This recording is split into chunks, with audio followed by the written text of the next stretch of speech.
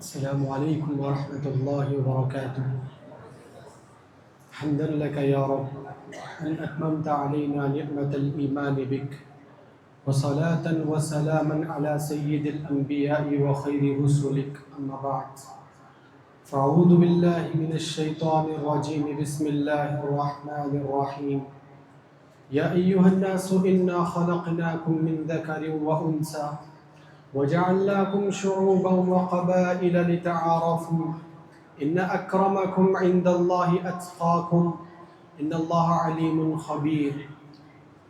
اس اجلاس کے معزز صدر استاذ محترم عثمان غنی سنابلی حفظہ اللہ، اور اسٹیج پر تشریف فرما معزز علماء کرام، جماعت اور جمعیت کے ذمہ داران، دور اور قریب سے آئے ہوئے مہمان حضرات اور محترم سامعین و سامعات، آج مجھے گفتگو کے لیے جو موضوع دیا گیا وہ ہے فیملی، اس کے چیلنجز کیا ہیں اور ان کا حل کیا ہے.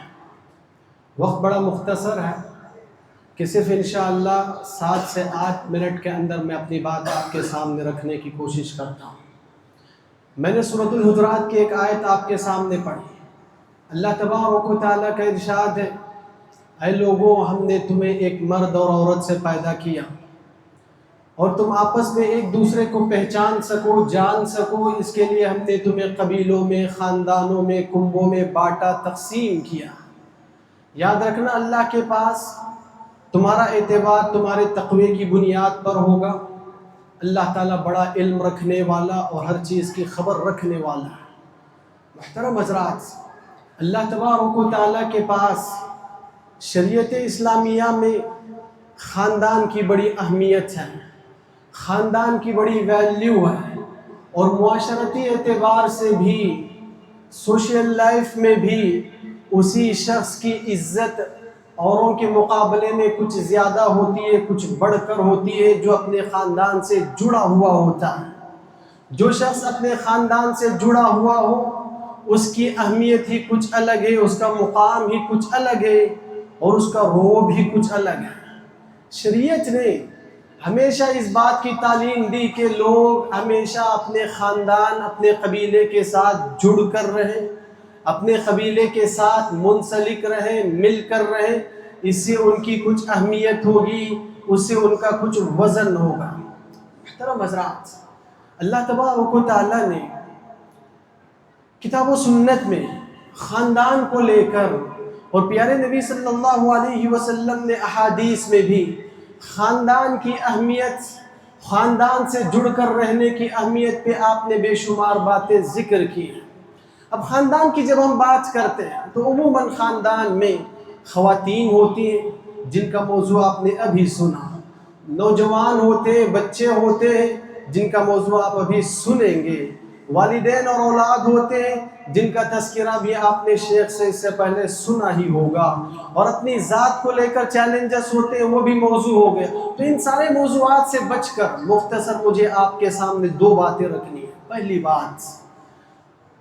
پہلی بات خاندان اور فیملی کے چیلنجز کو لے کر یہ کہ خاندان کی بات کرتے ہیں تو جوائنٹ فیملی کا تذکرہ آتا ہے.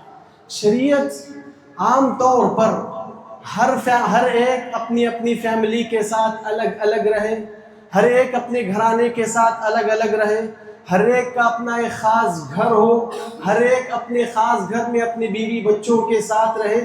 شریعت نے اس پر بھی بڑا زور دیا ہے اور اس عمل کو قابل تعریف بتایا. کیوں؟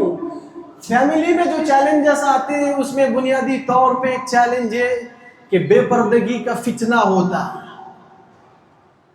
دیور ہے، بھابھی ہے، ان دونوں کے جو آپس میں بات چیت ہوگی، ان دونوں کا آپس میں ایک دوسرے کے ساتھ جو نظروں کا ملانا ہوگا، آپس میں ایک دوسرے کے ساتھ جو کچھ معاملہ ہوگا ان کی خدمت کو لے کر ہو یا ان سے بات کرنے کی نوبت اور ضرورت کو لے کر ہو.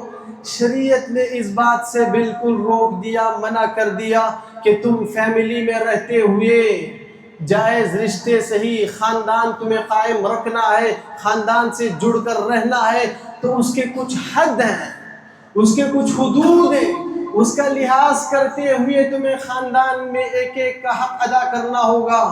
تمہیں خاندان کو جوڑے رکھنے کے بعد نام پر، گھر والوں کو جوڑے رکھنے کے نام پر، فیملی کو جوڑے رکھنے کے نام پر تمہیں اللہ تبارک و تعالیٰ کے حرام کردہ کاموں کو حلال کرنے کی بالکل اجازت نہ ہوگی۔ جیسے یہی رشتے ہیں، دیور اور بھابھی کا رشتہ ہوا، یا یوں کہیں اس عورت کے لیے یہ دیور آزمائش، دیور کے لیے وہ بھابھی کا رہنا آزمائش۔ پیارے نبی صلی اللہ علیہ وسلم نے صحابہ کے آگے ایک بات ذکر کی، کہا ایاکم والدخول علی النساء، کہا دیکھو عورتوں کے پاس جانے سے بچو، تنہائی میں عورتوں سے ملنے اور ملاقات کرنے سے بچو۔ تو انصاری صحابی نے پوچھا وَمَا الْحَمْ یا رسول اللہ، اللہ کے نبی دیور کے سلسلے میں آپ کیا کہیں گے؟ کیونکہ دیور تو اپنے ہی گھر میں رہتا ہے، شوہر کا بھائی وہ اپنے ہی گھر میں رہے گا، اسی گھر میں رہے گا۔ کہا اللہ کے نبی دیور کے بارے میں آپ کیا کہیں گے؟ کیونکہ صبح شام ایک دوسرے کو دیکھنا ہوتا ہے، صبح شام ایک دوسرے کے سامنے رہتے، صبح شام ایک دوسرے کی خدمت میں لگے رہتے۔ کہا اللہ کے نبی دیور کے بارے میں آپ کیا کہیں گے؟ اللہ کے نبی نے ایک جملہ کہا الحم الموت، کہا دیور تو بھابھی کے حق میں موت ہے۔ کیوں؟ باہر کے فتنے اور ہیں، ان سے بچنا ایک حد تک ممکن ہے، لیکن گھر کا فتنہ بہت بڑا ہے۔ یہاں صبح شام ایک دوسرے کو دیکھا جاتا ہے، صبح شام ایک دوسرے سے بات کرنے کی نوبت آتی ہے، صبح شام ایک دوسرے کی خدمت یا ضرورت میں ہاتھ بٹانے کا موقع کبھی آ جاتا ہے، تو شیطان کہیں نہ کہیں اس میں بہکائے گا، ورغلائے گا، اور شیطان فتنہ و فساد کی بیج ڈالے گا۔ تو کہا دیور بھابھی کے حق میں موت کی حیثیت رکھتا ہے، اس سے تو بدرجے اولا بچ کے رہنا چاہیے۔ تو سب سے پہلی بات، جوائنٹ فیملی ہو تو اس صورت میں یہ خیال ہو کس کا کیا حق ہے، کون کس کے لیے محرم ہے، کون کس کے لیے غیر محرم ہے، کس کی آگے نکلنا ہے، کس کی آگے نہیں نکلنا ہے۔ لیکن افسوس کے ساتھ یہ بات کہنی پڑتی ہے، آج جو نیم دیندار گھرانے ہیں، نیم دیندار جو گھرانے ہیں، تھوڑا بہت دین کا شعور رکھتے ہو، علم رکھتے ہو، انہیں یہ بات بڑی چبھتی ہے، انہیں یہ بات بڑی تکلیف دیتی ہے کہ اگر کوئی بہو اپنے دیور کو کھانا نہ دے، بہو دیور کی خدمت نہ کرے، بہو دیور کا خیال نہ کرے، یا بہو دیور سے بات نہ کرے، یہ بڑی تکلیف دہ مسئلہ ہے۔ یہاں تک کہ یہ چیز بحث و مباحثے پہ آ جاتی ہے، اور نعوذ باللہ اس بات پہ رشتوں میں بڑی نفرتیں اور دوریاں تک آ جاتی ہیں۔ جب شریعت نے اس رشتے کو موت سے تعبیر کر دیا تو جس حد تک اس رشتے سے دوری اختیار کی جائے اسی میں سلامتی ہے۔ دوسری بات جو مجھے آپ کے سامنے فیملی کے چیلنجز کو لے کے رکھنی ہے وہ یہ، فیملی میں بہت سے رشتہ دار ہوں گے، بہت سے ہمارے اقربا ہوں گے، سب کے مزاج الگ، سب کی طبیعتیں الگ، سب کی فطرتیں الگ، بہت سے لوگ حساس مزاج ہوتے ہیں، خاندان میں بہت سے لوگ ایسے بھی ہوتے ہیں جو تھوڑی تھوڑی باتوں پہ رس جاتے، تھوڑی تھوڑی باتوں پہ رشتہ توڑ لیتے، تھوڑی تھوڑی باتوں پہ ایک دوسرے سے الگ ہو جاتے، جدا ہو جاتے، تھوڑی تھوڑی باتوں پہ اپنے دلوں میں نفرتیں پال لیتے۔ ایسے میں سمجھدار انسان وہ ہے جو ہر ممکن ایسے لوگوں کے ساتھ رشتہ جوڑنے کی کوشش کرتا ہے، کیونکہ کبھی کبھار یہ جو مسئلہ آئے گا فیملی میں، یہ جو مسئلہ خاندان میں آئے گا، کسی کی نعمت کو دیکھ کر آئے گا کہ ہمارے خاندان میں ہمارے فلاں بھائی کو اچھی نعمتیں ملی ہیں، ہم میں سے کسی کو نہیں ملی، تو وہ دیکھ کے حسد ہے، جلن ہے، اس کی بنیاد پہ دوریاں ہیں، نفرتیں ہیں، دشمنیاں ہیں۔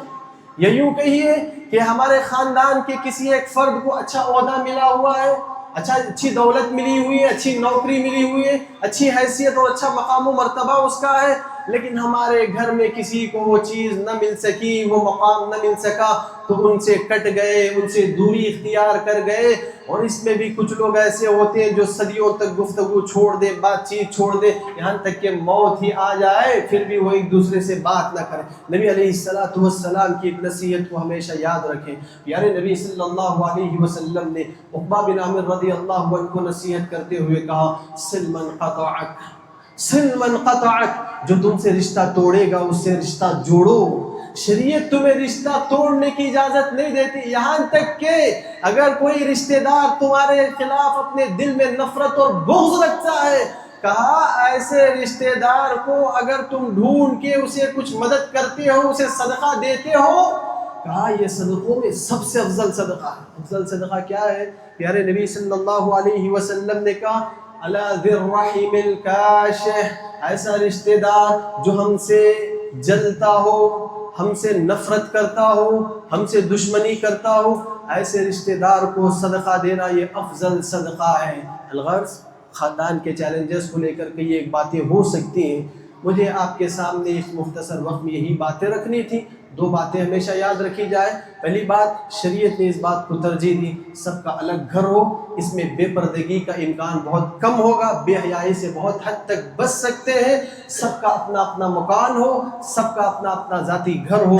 اگر مل جل کے رہتے ہو، جوائنٹ فیملی میں رہتے ہو، تو ایک دوسرے کے حقوق کا خیال رکھا جائے، ایک دوسرے کے حقوق برابر ادا کیے جائے، شریعت کے دائرے میں رہ کر، شریعت کے حد میں رہ کر، نہ خاندان فیملی اس کو جوڑنے اور اس میں محبتیں اور رشتوں کو باقی رکھنے کے نام پر اللہ کے حرام کردہ کاموں کو ہرگز حلال نہ کرے، اور گھر کے سرپرست افراد اپنے بچوں کو یا اپنی بہوؤں کو یا اپنے ماتحتوں کو ہرگز ایسے حرام کاموں پہ مجبور نہ کرے۔ اور دوسری چیز، جیسے خاندان میں ہر طبیعت کے لوگ ہوں گے، ہر مزاج کے لوگ ہوں گے، برداشت کریں، ایک دوسرے کو صبر سے جھیلیں، حوصلے سے جھیلیں، ہر ممکن رشتوں کو قائم رکھتے ہوئے، بچاتے ہوئے، باقی رکھتے ہوئے رشتوں کو جوڑ کر زندگی گزارنے کی کوشش کریں۔ شریعت یہی کہتی ہے کہ اگر موقع بن جاتا ہے تمہیں اپنا حق چھوڑنا پڑے چھوڑ دو، لیکن سامنے رشتہ نہ چھوڑو۔